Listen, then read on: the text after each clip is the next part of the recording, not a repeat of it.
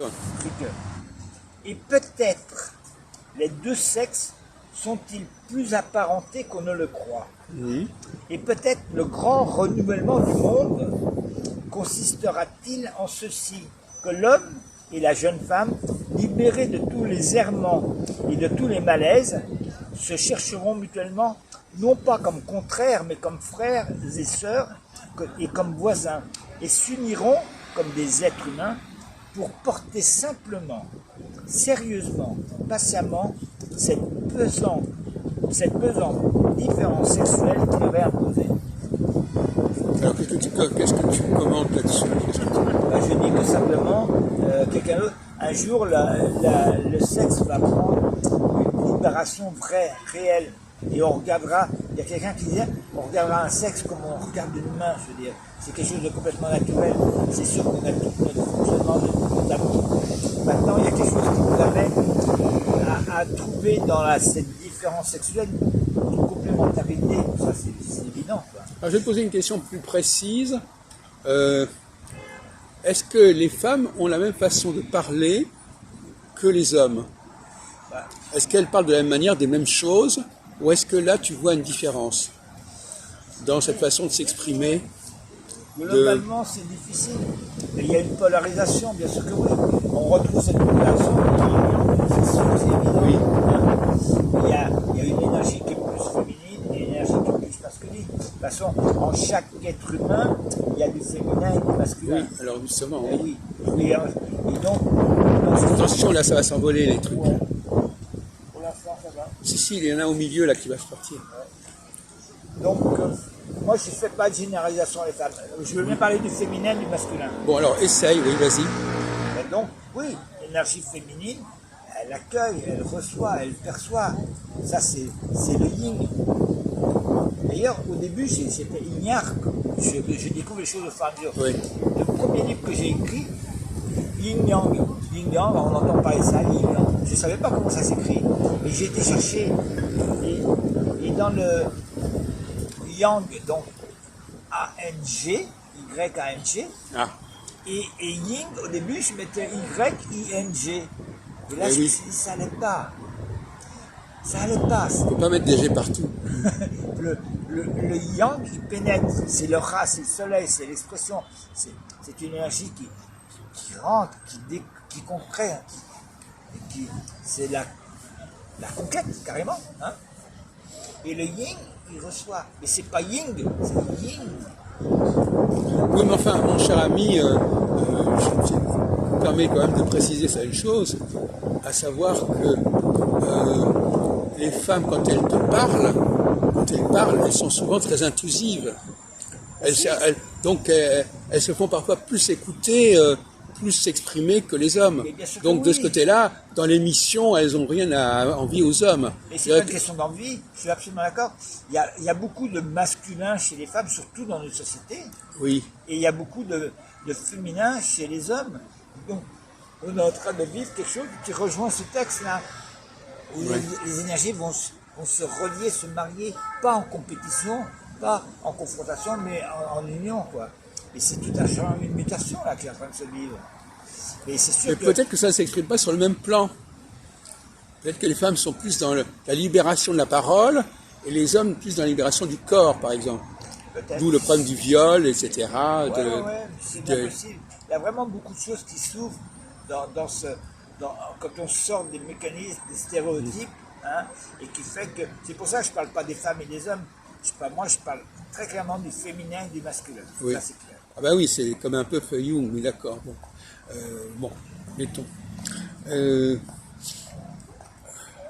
Néanmoins, donc, ce masculin... Bon, tu ne penses pas que si les hommes et les femmes existent, c'est pour faire... Bon, on peut parler du masculin féminin, bon évidemment, c'est intéressant ce que tu dis, c'est un peu cynique, c'est-à-dire oui, bon, parlons du masculin féminin, comme ça on peut le mettre où on veut, on peut le déplacer, voilà. Mais tu ne penses pas que les femmes, par exemple, pourquoi est-ce que par exemple les femmes aiment être entre elles, par exemple? Il y a les hommes qui préfèrent être aussi entre eux, je sais pas moi. Moi, le côté sociologique, tu crois que l'énergie qui circule entre les femmes... m'intéresse pas. Bon, Ça c'est, oui, il est intéressant, mais personnellement il m'intéresse pas. Moi, ce qui m'intéresse, c'est l'union.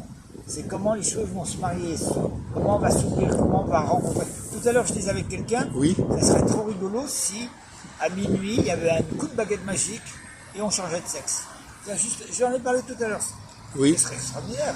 Et on rencontrerait l'énergie que peut vivre une femme et une femme va rencontrer l'énergie de ce que peut vivre. Mais toi, tu un viens de homme. me dire il y a quelques minutes que c'est pas des énergies différentes. On va dire qu'elles sont différentes, Elles mais sont on peut les avoir. complémentaires, elles Oui, mais sont alors donc très finalement, complémentaires. c'est pas pareil d'être né dans un corps d'homme et dans un corps de femme. Non. Ah bon, bah alors précisons. Alors, Il y a un très beau film où on voit, et c'est très très bien fait, je sais plus le titre, on voit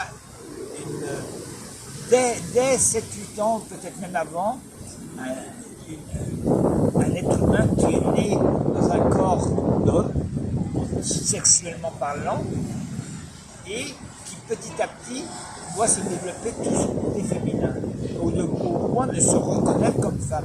oui, mais il y a des gens qui ont ce problème-là. Bien sûr que oui, mais c'est pas oui, c'est un problème sociétal. Quand ça se fait naturellement. Il y a les homosexuels, il y a la, Bien sûr que oui, etc. absolument. Et dans ce film, il est très très bien fait. Là, on voit se développer des toits vraiment au cours même pas de l'adolescence, bien avant. Au niveau des 4-5 ans, 6 ans, 7 ans. C'est très très bien fait. Et c'est très bien accompagné par les parents et qui nous permettent à cet enfant de trouver sa place. Dieu merci, ça se fait comme ça dans un cadre comme ça, c'est magnifique. Mais bon, donc il y a bien une réalité biologique sexualisée, incorporée au niveau du corps, glandulaire même, hein, ça va sûrement. Et puis il y a bien, après justement des choses qui peuvent agir au niveau du Je vois corps. que tu n'as pas une approche cyclique. Une approche cyclique, ça veut dire une approche où parfois, à certaines périodes, c'est plutôt le temps des hommes, et à une certaine période, le temps des femmes, par Oui, exemple. il y a eu ça, c'est très clair. Il y a eu la période, là on est dans la fin peut-être du patriarcat, et avant il y avait le matriarcat. Non, mais Ça, je veux dire au niveau même sur un siècle, même sur des périodes relativement courtes. Oui, T'as c'est pas vrai. par exemple, est-ce que tu as remarqué que dans ta vie personnelle, les femmes avaient joué un rôle plus important à certaines époques qu'à d'autres? Est-ce qu'à certains moments, tu avais l'impression que les femmes entraient davantage dans ta vie, et d'autres moments où tu t'en passais plus facilement et tu... Peut-être que oui. Oui, c'est clair que l'interaction est... Oui, c'est sûr. Mais pour moi, ça fait partie de l'évolution de la vie, de la rencontre avec la vie. Tu rencontres, maman. Et encore une fois, moi, je maintiens que je ne veux pas rentrer dans une globalisation des femmes d'un côté, des Oui, hommes de l'autre. d'accord, ça, d'accord, bon. C'est clair. C'est ce que tu ne veux pas, d'accord. Bon, Non, on non, va pas parce que pour on va moi, pas- ça, c'est du on va pas t'embêter là-dessus. On bloque les choses, on les enferme dans des Oui. stéréotypes. Et c'est pas intelligent, c'est pas ouvert. Ça Si manque- on a une période cyclique, on dit voilà, il y a une égalité, mais chacun a tour de rôle. À tour de rôle peut jouer un rôle, mais c'est Oui. pas forcément au même moment. Exactement, ouais. Bon, bah donc dans ce cas-là, il faut savoir à quel moment on a besoin que les femmes soient là et à quel moment on en a moins besoin. Mais ça se fait naturellement. On se pose beaucoup de questions alors que les choses sont toutes ça. Ah ben oui, mais si on connaît pas un certain nombre de lois, Attends, excuse-moi, le mot connaître, c'est pas ça que ça veut dire. Connaître, ça veut dire naître avec. Oui. Naître. Ça veut dire que ça se vit dans l'instant. Là, tu me parles de savoir, de théorisation qui passe par le mental et qui permettent d'élaborer des pensées. Ok, pourquoi pas. Moi, c'est pas mon espace là. Moi, c'est la connaissance, oui. C'est quelque chose qui va se vivre. Et là, à un moment donné, les choses vont se vivre tout simplement. Après, c'est le vécu de l'instant présent qui fait qu'effectivement, tu seras plus dans une rencontre avec le féminin ou de rencontrer des femmes, peut-être, pourquoi pas, parce que tu seras plus dans ton masculin. Et à un autre moment, ça va se faire autrement. oui. Justement, est-ce que ça obéit à des lois par exemple, il y a l'astrologie, par exemple, puisque moi je suis dans l'astrologie, qui nous dit qu'il y a des périodes où il faut faire entrer le féminin dans sa vie, et des périodes où ce n'est pas, où ça se sépare. Oui. Il y a des périodes de rapprochement, des périodes de différence. Oui, mais pour moi, c'est pas il faut faire. c'est pas parce que le thème astrologique va me dire ça, c'est parce que je vais avoir cet élan. Ah de oui, mais faire quelque d'accord, chose. bien sûr, mais D'accord, c'est parce pas. que je vais avoir cet Oui, élan bah, évidemment. que justement ça correspond à ce thème astral. Oui. C'est tout. Ah bah, évidemment. Et donc, à partir du moment, pour moi, les choses se font naturellement, spontanément. On va être amené à vivre ce que le thème nous Oui. dit. Mais en fait, non. Oui. Notre vie intérieure nous amène à, et ça correspond évidemment au thème. Il y a une résonance qui est beaucoup plus... Le mental, le savoir, ça enferme. Ça enferme parce que c'est quelque chose qui vient de l'extérieur, à travers une autre personne, et à travers un décalé dans le temps. Voilà. Par contre, la connaissance, c'est un ressenti intérieur. Waouh, c'est complètement différent. Donc, moi, je ne suis pas tellement pour le savoir. Le savoir, ça enferme des choses, ça catégorise. Bon. Oui, mais enfin, si tu attends que les choses prennent une certaine importance pour réagir, Je n'attends pas. Je vis les choses. oui, mais tu peux ne les voir que trop tard. C'est comme quand on va dans le domaine médical. Il y a des gens qui ne voient les choses que quand ils sont presque à la mort, et d'autres qui les voient bien avant pour pouvoir prévenir. Oui, et bien dans l'intuition, on prévient. Et l'intuition, c'est féminin, ça. C'est pas ce yang masculin qui peut sectoriser, expliquer les choses de l'extérieur. C'est avec l'intérieur. L'intuition, elle fonctionne en permanence, à travers les rencontres les plus improbables, à travers Dieu, le hasard, c'est Dieu qui se promène incognito. Einstein. Et comme par hasard, les choses arrivent. Comme par hasard, toi tu passes et on a cette discussion en ce moment, c'est tout. Et l'intuition, ça va être le rêve, ça va être la rencontre, ça va être une anecdote complètement incroyable, ça va être le fait de prendre un bout de papier, et il y a quelque chose qui est écrit, et d'un coup ça me parle. Ou ça va être de tourner le coin de la rue et rencontrer quelqu'un, un homme ou une femme. Et là, ça va déclencher des choses en soi. La vie, elle est comme ça, je veux dire. La vie, elle n'est pas... Et pourtant, Einstein, c'est quand même un grand maître de la science. Et voilà. Et le hasard nous offre, la vie nous offre constamment la rencontre de l'instant. Tu vas faire. Le hasard, c'est souvent le cache-misère de l'ignorance. Non, c'est pas vrai. Au contraire, c'est l'ignorance qui essaye de vouloir. Et on est dans les paradoxes. On est toujours dans les paradoxes. Évidemment, c'est Socrate qui disait, je crois, que l'ignorance, la source du mal, c'est l'ignorance. Ok, mais l'ignorance par rapport au niveau d'un savoir, si on est dans la connaissance, dans le ressenti, il n'y a pas d'ignorance, c'est un vécu dans l'instant. Et après, je peux expliquer en me disant, oui, ça correspond à peut-être que, ok, je vais comprendre quelque chose de mieux. Mais la première chose qu'on fait, c'est qu'on doit le vivre. Hein. Après, moi, je ne pense pas, l'ignorance, c'est le fait de se couper de ce qui est, de l'instant présent, et de vouloir comprendre les choses de l'extérieur. Enfin, prenez tout à l'heure le cas de la médecine. Dans la médecine, ça permet quand même de voir les choses bien avant, de prévoir les choses, de prévenir les choses. Toi, tu es plutôt dans la guérison que dans... Tu es plutôt dans... Tu attends que les choses prennent une certaine importance pour en prendre connaissance. C'est parce qu'on a perdu notre instinct, etc. Le tsunami qu'il y a eu là, je ne sais plus en quelle année, là, tous les animaux avaient 2 heures avant avaient disparu. Ouais. C'est tout. Ça, c'est un enseignement. Comment ça se fait qu'eux avaient disparu, les hommes sont restés? Parce qu'on a quitté, on a perdu notre lien avec la conscience. Avec ce qui a un côté plus féminin d'ailleurs, évidemment. On va reprendre sur ce thème-là. Ok, l'idée pour moi c'est de... Donc c'est pas d'attendre que l'animal il attend pas. Tchoup, il est parti. Il est parti bien avant, il s'est mis à l'abri.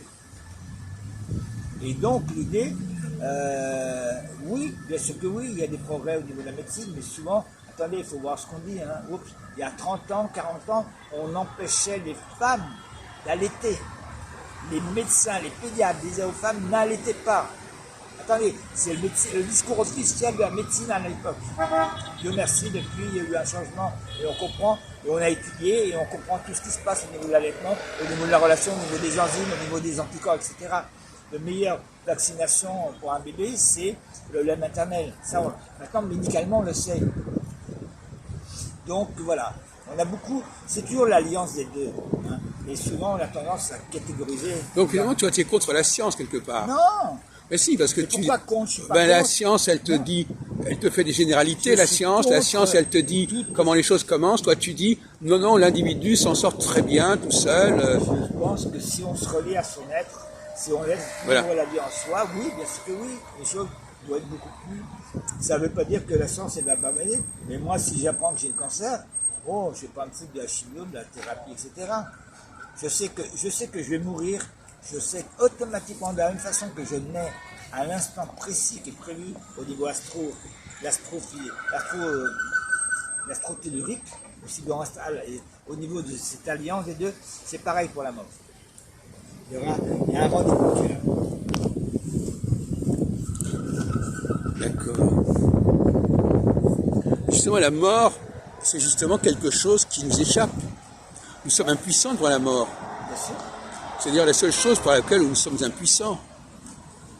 C'est un grand passage. Le grand passage, c'est pas de mourir, c'est d'accepter la mort. C'est d'accueillir la mort. Et elle a un très très beau passage là-dessus, est-il soumis. Elle dit, une vie, quand on a accepté la mort, la vie, elle dit paradoxalement, quand on accepte la mort, notre vie elle est pleine et grande. Il faut retrouver les mots exacts. Et paradoxalement, quand on a trop peur de la mort, qu'on se bloque la vie par peur de la mort, on n'a qu'une vie réduite et rétrécie. L'acceptation de la mort fait grandir la dimension hallucinante de la vie. Bon, on va s'arrêter là.